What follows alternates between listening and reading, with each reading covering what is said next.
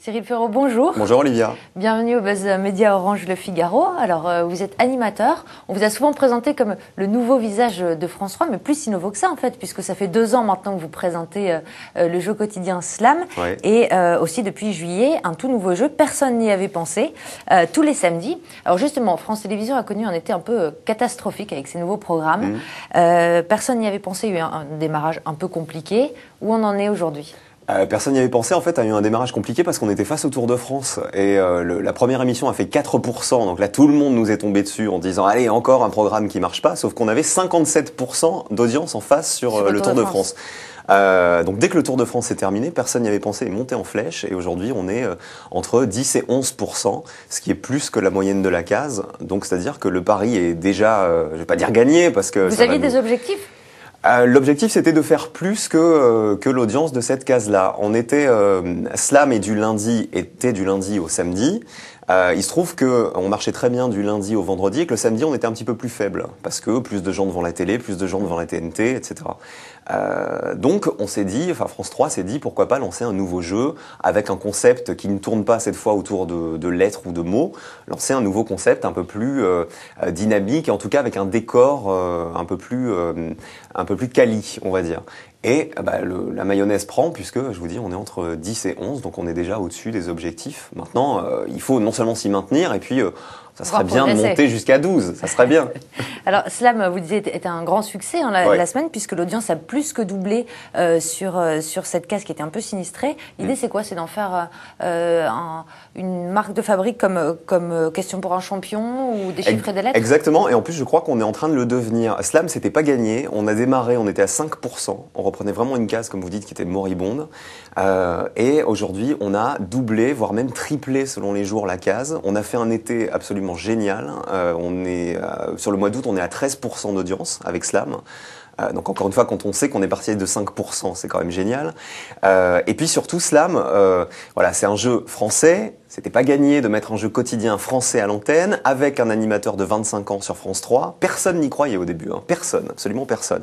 Et puis, on s'est rendu compte que non seulement les seniors, donc le public, je vais pas dire de base, mais le public le plus important sur France 3 ont adhéré au jeu.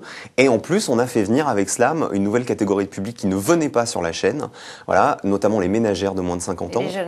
Les jeunes. Et on est, alors surtout par exemple sur les fameuses ménagères, on est l'émission de France 3, outre Plus belle la vie, qui a le plus fort score en ménagère. Et ça, c'est une fierté, parce que voilà, les seniors, moi je suis très fier de faire une émission qui est regardée par beaucoup de seniors, mais je suis très fier aussi d'apporter un nouveau public.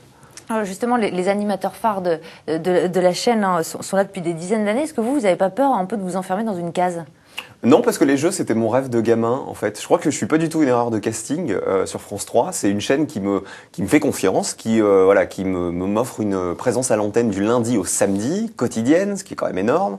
Et voilà, et qui a pas hésité à miser sur moi sur d'autres types de programmes, en prime notamment, avec plus ou moins de succès aussi, mais ça fait partie de la télé.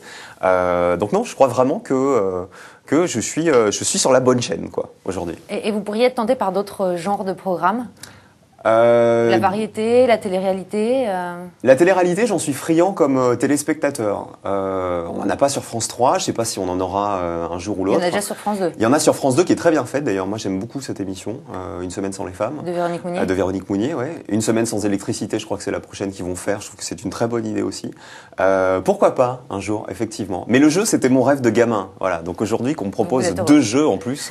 Alors, France 3, vous avez confié aussi, vous en parliez tout à l'heure, plusieurs grands formats en prime time, le grand jeu, le grand tournoi d'orthographe, qui n'ont pas vraiment convaincu au niveau des audiences. Est-ce que ça veut dire que vous n'êtes pas forcément armé pour présenter des primes aujourd'hui ? Je crois pas. Je crois pas que ce soit ça. Il y a des études qui ont été faites. Et comment vous expliquez alors ces échecs ? Alors, j'explique déjà le grand jeu, qui était pour le coup un vrai jeu, mais un vrai divertissement, avec un décor géant, avec 250 personnes dans le public, avec des invités, des people comme invités.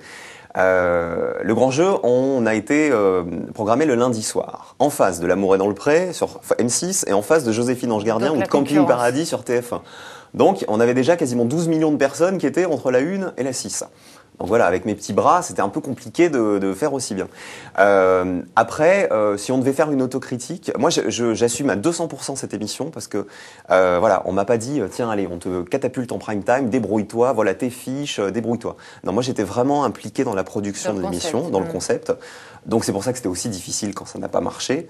Mais je crois surtout que le grand jeu, ce qui est important, c'est que on a voulu en faire quelque chose de très moderne, de très dynamique, de très coloré, etc. Voire trop pour le public. Et je pense un peu trop pour le public de France 3. Voilà. Et d'ailleurs, c'est ce qu'on a vu sur les courbes. On a perdu des seniors, on a gagné des jeunes et des femmes, et on a perdu des seniors. Ce qui est une bêtise. Vous auriez aimé avoir un peu plus de temps pour installer le programme ?